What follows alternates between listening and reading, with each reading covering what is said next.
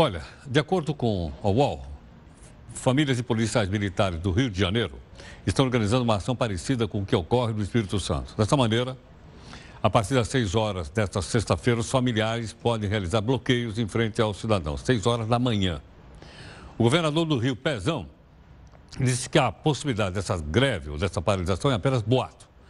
Nas redes sociais, diversas mensagens convocam a categoria para a paralisação. Mas o fato verdadeiro é que a violência esteve à solta hoje, a tarde toda no Rio de Janeiro, e a gente mostrou a tarde aqui na Record. Ou seja, manifestação violenta na porta da Assembleia Legislativa do Rio de Janeiro. Por que razão?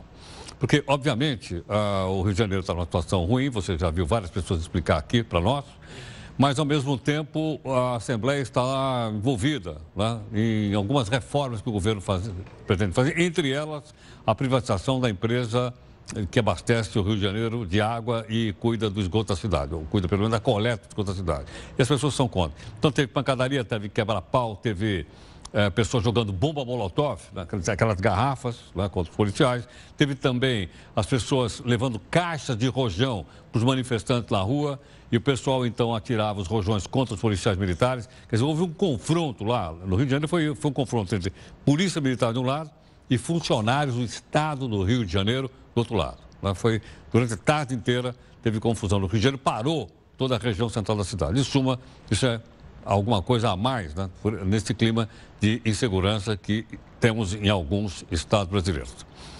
Nós convidamos aqui o cientista político, o Guaraci Mingardi, que é especialista em segurança pública, e o Mingardi está aqui gentilmente conosco. Mingardi, boa noite, obrigado pela gentileza, bem-vindo. Mingardi, a pergunta que qualquer pessoa gostaria de te fazer: o que é que está acontecendo? Nada que já não tenha acontecido. Nada que não tenha acontecido? Vamos pensar o seguinte, uns 4 anos atrás, 5 anos atrás, nós tivemos greve em 4 ou 5 estados, greve policial. Não foi num estado só, foi em 4 ou 5. Perto do carnaval também. Mas aquela crise passou. Então, nenhum governador se preocupou em fazer reformas no modelo, em mexer com aquilo que não está dando certo. Porque nosso modelo policial não funciona. Todo mundo sabe, as polícias sabem, os governos sabem, qualquer um sabe. Você tem 2 polícias que não se bicam, que ficam brigando o tempo todo, né, disputando espaço em cada um dos estados. Ambas ganham mal, geralmente, com algumas exceções, mas geralmente ganham mal. Então, você tem que dar mais folga para esses policiais, para eles poderem trabalhar no bico. Então, vamos pensar o caso de São Paulo, só para dar o exemplo de São Paulo, que não é um dos que paga pior. Então, o policial militar aqui trabalha 12 horas e folga 36, o que significa que ele trabalha 12 horas no dia seguinte ele está de folga. Só que nesse dia seguinte que ele está de folga, ele vai para o bico. Então, ele trabalha 12 horas para o Estado, dorme e vai trabalhar 12 horas no bico para ganhar o suficiente para sustentar a família. Aí volta no dia seguinte a trabalhar para o Estado e isso vai perpetuamente. Então, você tem sempre um policial cansado, e que é muito mais vitimizado no bico. A maior parte dos policiais que morrem no Brasil inteiro morre quando está fora do serviço, está no bico. Está no bico. E ninguém pensa nisso. Então, você contrata muita gente, mas é obrigado a pagar pouco. E eles vão trabalhar pouco também. Agora, Mingardi, há falta de autoridade? Veja. Eu digo, quando eu falo autoridade, eu não estou falando só na hierarquia. Eu digo uma autoridade política, uma autoridade moral. A autoridade moral resolveria alguma coisa. Mas tem que oferecer alguma coisa, tem que pensar. Vamos ver o seguinte, o governador hoje, ontem, não me lembro, apareceu, ele estava doente e tal, apareceu. O governador lá do Espírito Santo. Tá. Apareceu falando que a polícia estava falando de chantagem, não sei o que mais. Bom, ele está no governo há mais de um ano, né? Está 2 anos e meio, praticamente. Ele já foi governador no passado? Já foi, então. Ele mexeu nisso. Ele mexeu esses problemas da polícia já vêm de décadas. Ele tinha que ter começado a mexer.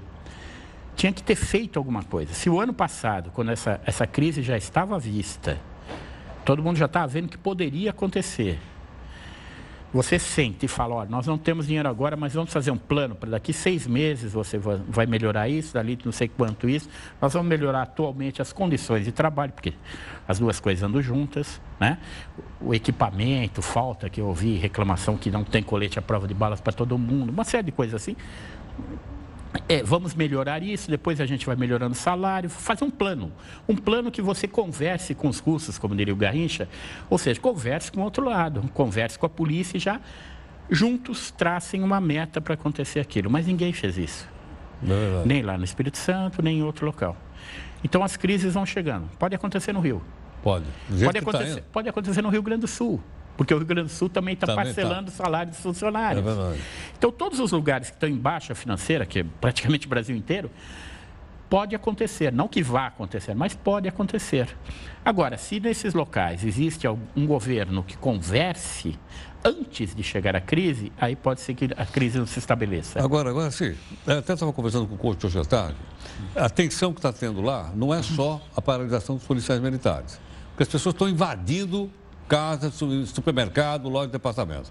E até nós estamos conversando o seguinte, algumas coisas que estão sendo furtadas não é alimento exatamente. O pessoal está levando eletrodoméstico, geladeira, etc, etc. Em outras palavras, o caldeirão está fervendo? Tá. É isso ou não? É. Bom, o saque a supermercado para levar mantimento, por exemplo, no Nordeste, em épocas de seca prolongada, sim, tal, isso é comum. Porque é fome. É fome. Agora, esse tipo de ação que aconteceu, que está acontecendo lá também, que envolve, às vezes, gente de classe média, que não está precisando daquilo, é outra coisa. É a mesma coisa que aconteceu em Nova York nos anos 70, que teve um blackout, a cidade ficou sem luz. Não é que ficou sem polícia, ficou sem luz. Houve saque em inúmeros lugares. No Bronx, aquilo foi revirado de ponta a ponta. Mesmo em Manhattan aconteceu algumas coisas. Então, não é uma característica só brasileira. Depende de locais. Nós estamos falando de Nova York dos anos 70, que era uma coisa muito assim, ricos e pobres, né? Os ricos de Manhattan e os pobres do Bronx, por exemplo, né? Mas as sociedades muito divididas, tem gente com muito e gente com pouco.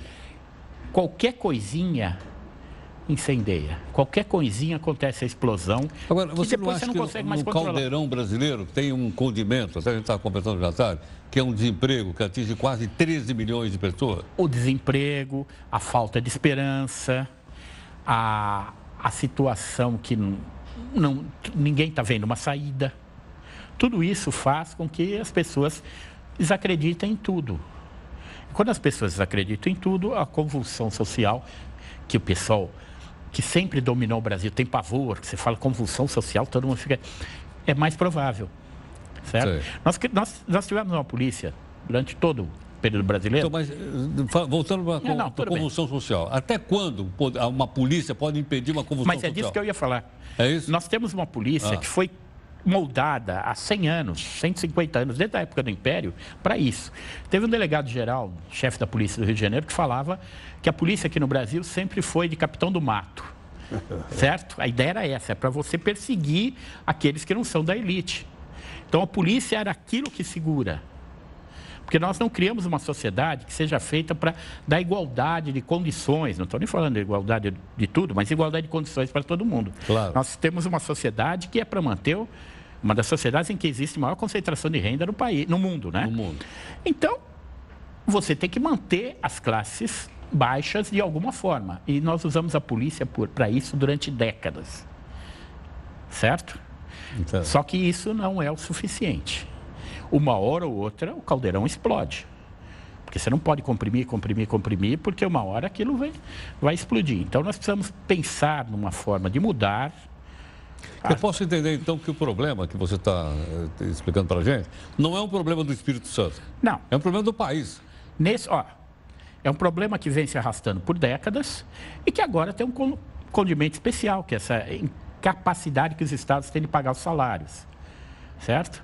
Então, isso foi apitado a mais, o catalisador que fez com que aquilo acontecesse. Mas já aconteceu antes, há muito tempo já, acho que já uns quase 10 anos, teve uma greve muito pesada da PM em Minas Gerais, que até morreu uma pessoa numa manifestação, levou um tiro. Teve, há uns anos, aos 4, 5 anos atrás, teve essas outras greves. Ou seja, isso é uma coisa que vem fervendo.